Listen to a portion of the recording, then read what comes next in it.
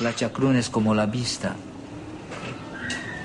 La chacruna es como la vista.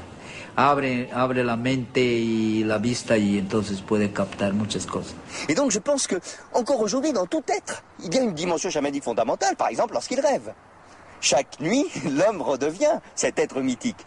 Le problème, c'est que justement il prend cette réalité mythique pour une réalité non réelle. Hein, justement, cette idée de dire qu'il y a des réalités non réelles me fait rigoler parce qu'en fait tout est réel. Hein. Donc la réalité du rêve est aussi réelle que la réalité de cette prairie ou de ce ruisseau derrière moi, ou de cette caméra qui nous filme. Mais elle est différente. Hein. Et c'est précisément ça qui est intéressant. C'est le fait que nous ayons des réalités différentes et que pour pouvoir comprendre le monde, il faut pouvoir passer d'un niveau de réalité à un autre. El cuerpo, ¿no? El cuerpo físico entra al mundo espiritual, sin necesidad de muerte. J'ai écouté ce que les chamans amazoniens disaient, les mots qu'ils utilisaient. Ils disaient, il y a des essences ou des mers ou des esprits qui sont communs à toutes les formes de vie. Et c'est en étant en contact avec ces entités que l'on peut apprendre sur les propriétés de toutes les autres espèces et communiquer avec elles. J'ai découvert qu'en jetant un regard informé par la biologie moléculaire sur des représentations que des chamans faisaient de leur vision, on avait toutes sortes de correspondances, toutes sortes de formes en double hélice par exemple. Il y a des indications en regardant ce que les chamans perçoivent dans le monde des visions, qu'à un certain niveau, ils sont possiblement en train de percevoir une version moléculaire de notre biologie, qui nous connecte à tout ce qui nous entoure, parce que finalement, lorsque vous allez dans les neurones d'un être humain, au centre de ces neurones, il y a un noyau qui contient de l'ADN, cette longue molécule en forme de 2 serpents entrelacés, qui contient l'équivalent de 186 bottins de téléphone de la ville de Paris, tout ça concentré en 2 millionièmes d'une tête d'épingle. Et cette substance quasiment miraculeuse et informationnelle se trouve dans toutes les autres formes de vie autour de nous. Et a d'ailleurs des propriétés électriques, électromagnétiques, que l'on commence à mesurer, mais qui sont encore assez mal comprises. Il faut quand même prendre en ligne de compte que la science n'a découvert la structure et la fonction de la molécule d'ADN il y a seulement 48 ans. Tandis que les peuples chamaniques placent la forme de la double hélice, qui est celle de l'axis mundi, comme les historiens de la religion l'ont appelé, au centre des images chamaniques et des représentations qu'ils font des esprits de la nature depuis des milliers d'années sur les 5 continents.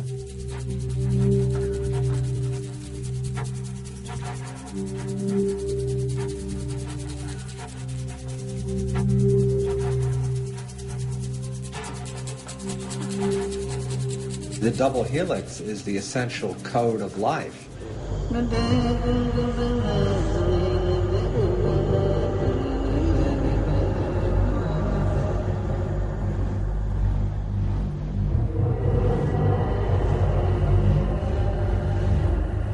Quite often with ayahuasca visions, there's a coherence to the vision. There's a message to the vision. There's intrinsic meaning to what is being perceived. El chamanismo es una ciencia natural que los hombres han descubierto en todas partes de la tierra, según su raza, según su folclore, según sus épicas, según sus ritos, sus leyendas, sus cuentos y mitologías. El hombre siempre es una persona dedicado a las cosas espirituales.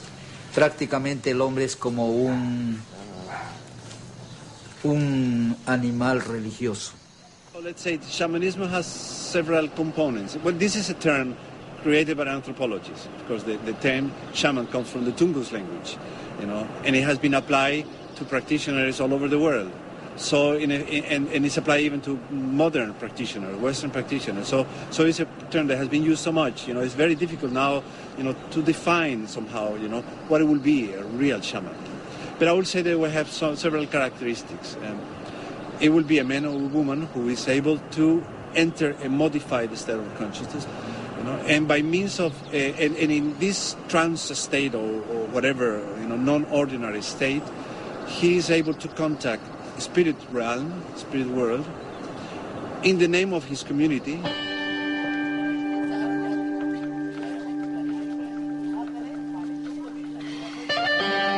A shaman is one who's really dedicated to exploring the inner spaces. I mean, they've really made an effort to do this.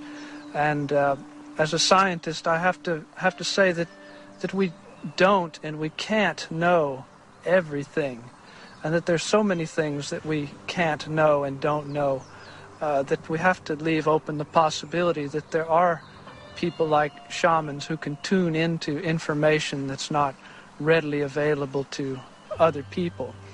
And these people have quite an important function, if for no other reason than to give us some perspective on reality.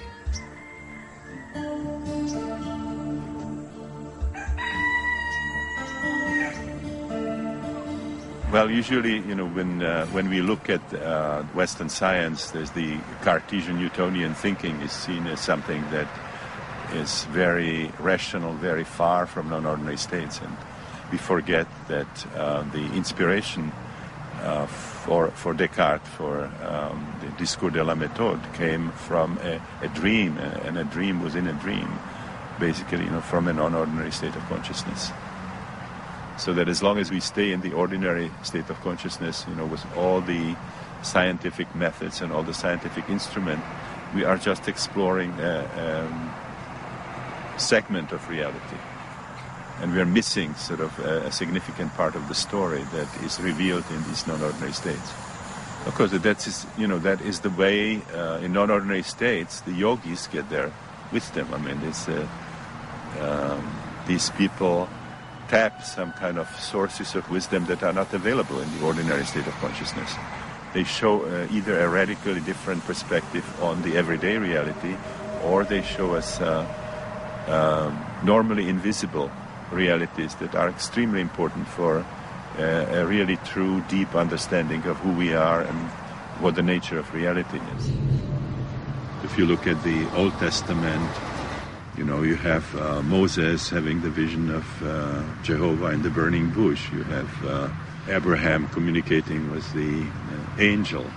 In the New Testament, Jesus being tempted by the devil. St. John of the Cross having the vision of the Apocalypse. The beginning of Islam, where the mystical visions of Muhammad, the visitation of Archangel Gabriel. The story of Buddhism begins with the experiences of the Buddha. So we would not have religion without these experiences of the founders of the religion, of the prophets, of the saints.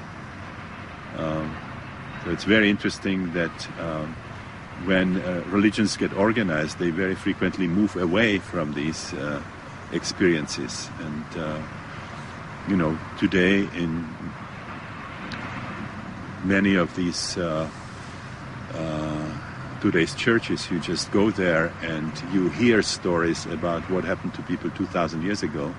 But if somebody in today's church would have really a full-blown experience of the kind that inspired the religion, your average priest would call the ambulance, and the person would be taken to a psychiatrist and put on tranquilizers. When the Europeans came to the Americas in the 16th century, the 17th century, they brought with them the laws of the Inquisition, which specifically forbade the utilization of plant psychoactive material to facilitate altered states. and specifically rejected and identified it as an abomination and heresy to utilize such psychotropic plants in attempts to heal individuals.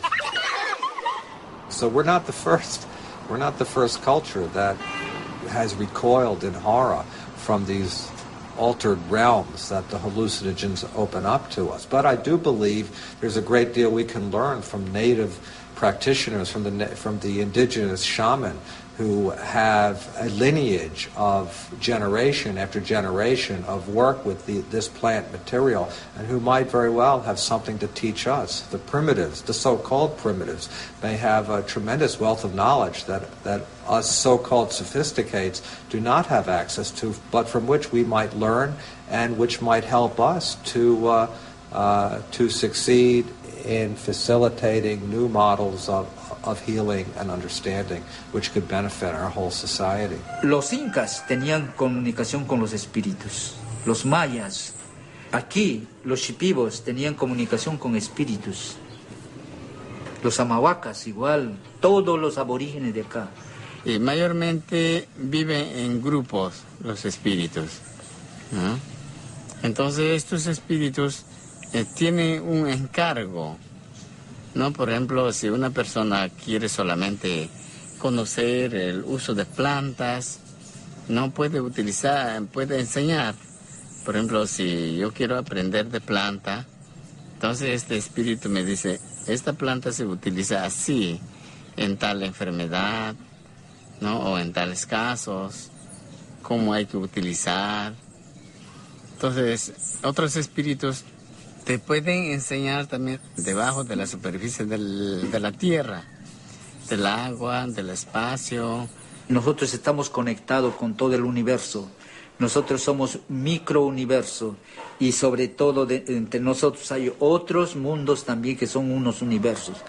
Entonces todo va así, compaginado.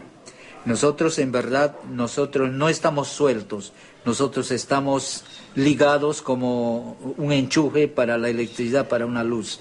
Así estamos nosotros. I'd like to combine the understanding of Western science with the more Asian and Eastern understanding about the life energy systems and things, and the shamanic understanding that it's all interwoven, you know, that we're from matter to spirit, it's a continuum, and to show that primordial understanding is throughout all the different cultures, and all those things are very related, though, to the shamanic realms. So the ability to use those states creatively and for a higher purpose than just being crazy or just, you know, staying high or whatever, gives them a way to use these visionary tools. Le fou ne communique pas avec autrui.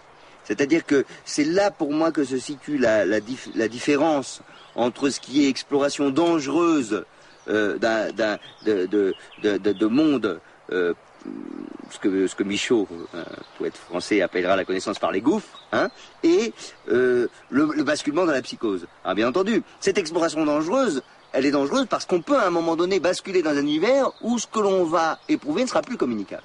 Prenons l'exemple de certains grands romanciers. Je prends pour moi ce qui est probablement le plus grand romancier chaman que nous ayons à l'époque contemporaine, c'est Kafka.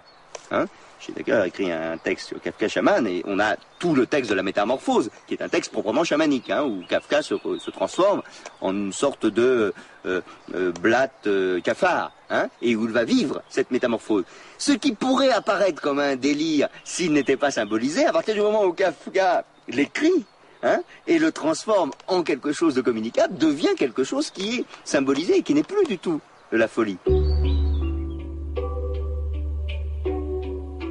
Les expériences de sortie de soi, de conscience surmultipliée ou altérée, je ne sais pas quel terme on peut employer, mais je trouve qu'altérée c'est un peu idiot, je dirais plutôt de conscience désaltérée, moi je dirais. c'est des choses qui poussent à la communication. Au niveau de la technique, c'est quelque chose qui est en même temps extrêmement complexe, mystérieux, bizarre, indescriptible et en même temps très naturel. C'est une espèce de transe légère qui me laisse conscient de tout ce qui se passe autour de moi, mais me branche sur une autre dimension, littéralement. Et c'est comme s'il y avait un travail plutôt que de création, c'est un travail de découverte. On découvre. C'est comme si les choses étaient couvertes. L'éducation de la perception et même la destruction des enveloppes et de tout ce qui fait qu'un être humain est intégré socialement, est civilisé, domestiqué, etc. L'artiste, lui, il doit casser ça.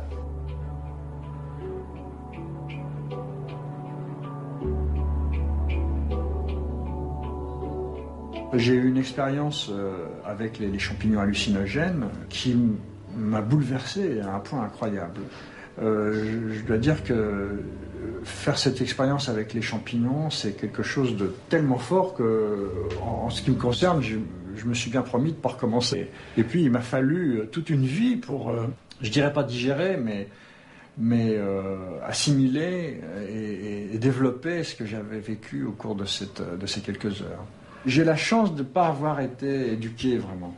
Tu vois, j'ai pas été à l'école très longtemps, et j'ai même pas fait mon diplôme, disons, graphique jusqu'au bout. J'ai tout de suite été extrait, chaque fois j'ai été extrait de ces systèmes de domestication de l'esprit par une chose ou par une autre, et j'ai été lancé dans des sentiers tout à fait sauvages. Et cette histoire avec les champignons n'a pas arrangé les choses, puisque j'ai été vraiment projeté dans le mystère sans personne pour me tenir la main. Et c'était vraiment la folie. D'ailleurs, c'est la folie. Et souvent, quand je dessine, l'angoisse dont je parlais tout à l'heure, c'est d'être confronté à une forme de folie. C'est-à-dire, on est devant des langages. Je me trouve devant des langages qui n'ont pas qui sont pas répertoriés. Et alors, c'est extrêmement difficile et douloureux. En même temps, il suffit d'arrêter de dessiner, puis on prend la page, on la jette. Mais c'est pas comme ça que ça se vit. Ça se vit comme si on était réellement en danger. Si no se entra a una vida disciplinada digo así porque hay limitaciones de los alimentos, hay limitaciones de las bebidas, hay limitaciones en la conversación, en la forma de pensar, ¿no? Estar puro, purificado, ¿no? Entonces, en base a esa disciplina, uno puede captar las visiones, el conocimiento, los contactos con los espíritus y seguir avanzando hacia el fondo de la parte espiritual.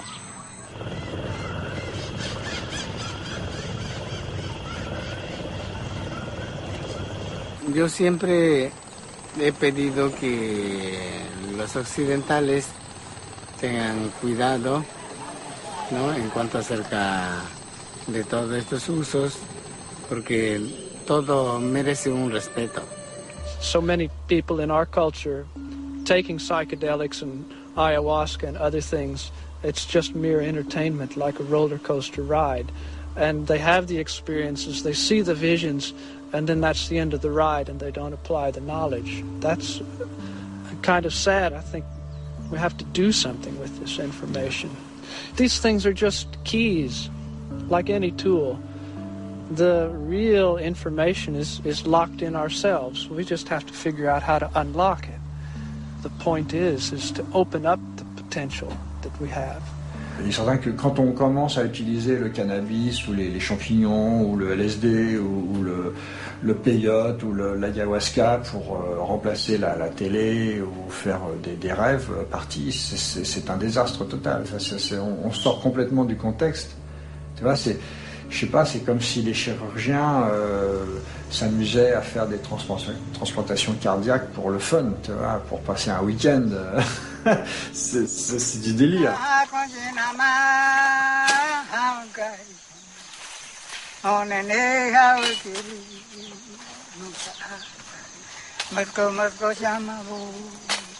Les feuilles de chacruna contiennent de la DMT, qui est un hallucinogène puissant, mais qui est oralement inactif, puisque dissous par une enzyme précise du tract digestif, la monoaminoxydase.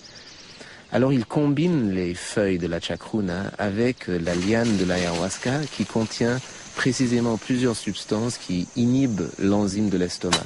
En mélangeant les deux plantes et en les cuisant ensemble pendant des heures, on arrive à une boisson de la DMT oralement active, et la molécule hallucinogène passe à travers l'estomac intact et arrive au cerveau.